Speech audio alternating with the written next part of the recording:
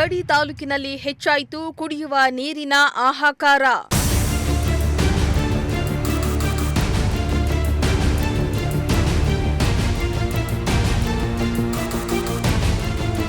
ವರ್ಷದಿಂದಲೂ ಕೆಟ್ಟು ನಿಂತ ಶುದ್ಧ ಕುಡಿಯುವ ನೀರಿನ ಘಟಕ.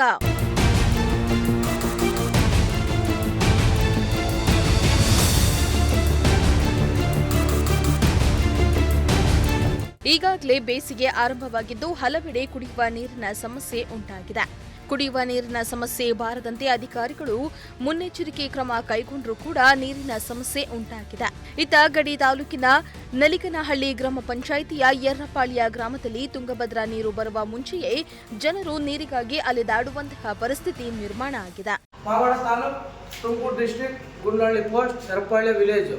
ಫಿಲ್ಟರ್ ನೀರು ನಮ್ಮಲ್ಲಿ ಯಾವುದೇ ಕಾರಣಕ್ಕೆ 1-2 ದಿವಸ ಬಿಟ್ಬಿಟ್ಟು ಮತ್ತೆ ಒಂದು ವರ್ಷ 2 ವರ್ಷ ಆಯ್ತು ಇವಾಗ ಆ್ಯಕ್ಚುಲಿ ಬರ್ತಾ ಇಲ್ಲ.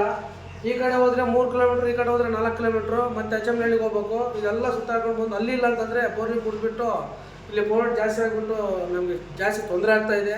ಹೌದು, ಯರ್ರಪಾಳ್ಯ ಗ್ರಾಮದಲ್ಲಿ ಶುದ್ಧ ಕುಡಿಯುವ ನೀರಿನ ಘಟಕವೇನೋ ಇದೆ. ಆದರೆ ಅದು ಕೆಟ್ಟು ನಿಂತು ಸುಮಾರು 1 ವರ್ಷ ಮೇಲಾದರೂ ಅಧಿಕಾರಿಗಳು ಮಾತ್ರ ಇಲ್ಲಿಯವರೆಗೂ ದುರಸ್ತಿ ಮಾಡಿಸುವಂತಹ ಕೆಲಸ ಮಾತ್ರ ಮಾಡ್ತಾ ಇಲ್ಲ. ಇನ್ನು ಗ್ರಾಮದ ಜನರಿಗೆ ನೀರಿಗಾಗಿ ಪರ್ಯಾಯ ವ್ಯವಸ್ಥೆಯನ್ನ ಕೂಡ ಮಾಡದೆ ಅಧಿಕಾರಿಗಳು ದಿವ್ಯ ನಿರ್ಲಕ್ಷ್ಯ ತೋರುತ್ತಿದ್ದಾರೆ.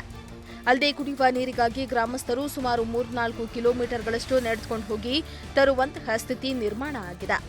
ದ್ವಿಚಕ್ರ ವಾಹನ ಇರುವವರು ಬೈಕ್ಗಳಲ್ಲಿ ಹೋಗಿ ಬಿಂದಿಗೆಗಳು, ಕ್ಯಾನ್ಗಳ ಮೂಲಕ ನೀರು ತರುತ್ತಿದ್ದಾರೆ. ಅಲ್ಲದೆ ಗ್ರಾಮೀಣ ಭಾಗದ ನಾಗರಿಕರಿಗೆ ಕುಡಿಯುವ ನೀರಿನ ಸೌಲಭ್ಯ ಒದಗಿಸಬೇಕಾದ ಅಧಿಕಾರಿಗಳು ಕಣ್ಮುಚ್ಚಿ ಕುಳಿತಿದ್ದಾರೆ ಎನ್ನುವ ಆರೋಪ ಸಹ ಕೇಳಿ ಬಂದಿದೆ. ಇದು ಮೇಂಟೈನ್ ಮಾಡೋಕ್ಕಾಗಲಿಲ್ಲ ಅಂದರೆ ಮೆಂಬರ್ಗೆ ಇದು ಡೆಮೊಲೇಷನ್ ಮಾಡಿ, ಇಲ್ಲಾಂದರೆ ಅನಾಥಾಶ್ರಮ ಮಾಡಿಬಿಡಿ. ಈ ಫಿಲ್ಟರ್ ನೀರಿಗೆ ಇದು ಅನಾಥ ವೇಸ್ಟ್ ಇದು ಬಿಲ್ಡಿಂಗು 6 ವರ್ಷ 7 ವರ್ಷದಿಂದ ಹಂಗೆ ಇದೆ. 6 ವರ್ಷ 7 ವರ್ಷದಿಂದ ಹಂಗೆ ಇದೆ. ಇವಾಗ ಆಗಲಿಲ್ಲ ಅಂದರೆ ಸುಮ್ಮನೆ ಡೆಮೊಲೇಷನ್ ಮಾಡಿ, ಇಲ್ಲಿ ಜಾಗ ಆದರೂ ಆಗುತ್ತೆ ಅನಾಥರಿಗೆ. ಡೆಮೊಲೇಷನ್ ಮಾಡಿಬಿಟ್ಟು ಯಾಕನ್ನ ಇಲ್ಲಂದ್ರೆ ದೇವಸ್ಥಾನ ಕಟ್ಟೋದು ಯಾವುದೋ ಒಂದು ಹೆಲ್ಪ್ ಮಾಡೋಕ್ಕಾಗುತ್ತೆ.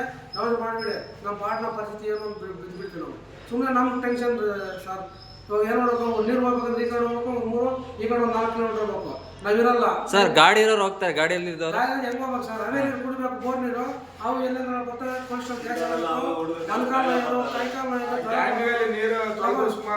ಸುಮಾರು ದಿವಸ ಏನು ಬರ್ತಾ ಇಲ್ಲ ನಮಗೆ, ಅದನ್ನು ಗೊತ್ತೇ ಆಗ್ತಾ ಇಲ್ಲ ಸರ್. ಇನ್ನಾದರೂ ಪಂಚಾಯಿತಿ ಅಧಿಕಾರಿಗಳು ಹಾಗೂ ಗ್ರಾಮೀಣ ಕುಡಿಯುವ ನೀರು ಸರಬರಾಜು ಅಧಿಕಾರಿಗಳು ಎಚ್ಚೆತ್ತುಕೊಂಡು ನೀರಿನ ಸಮಸ್ಯೆಯನ್ನ ಬಗೆಹರಿಸಬೇಕಾಗಿದೆ. ಇಮ್ರಾನುಲ್ಲಾ, ಪ್ರಜಾಶಕ್ತಿ ಟಿವಿ, ಪಾವಗಡ.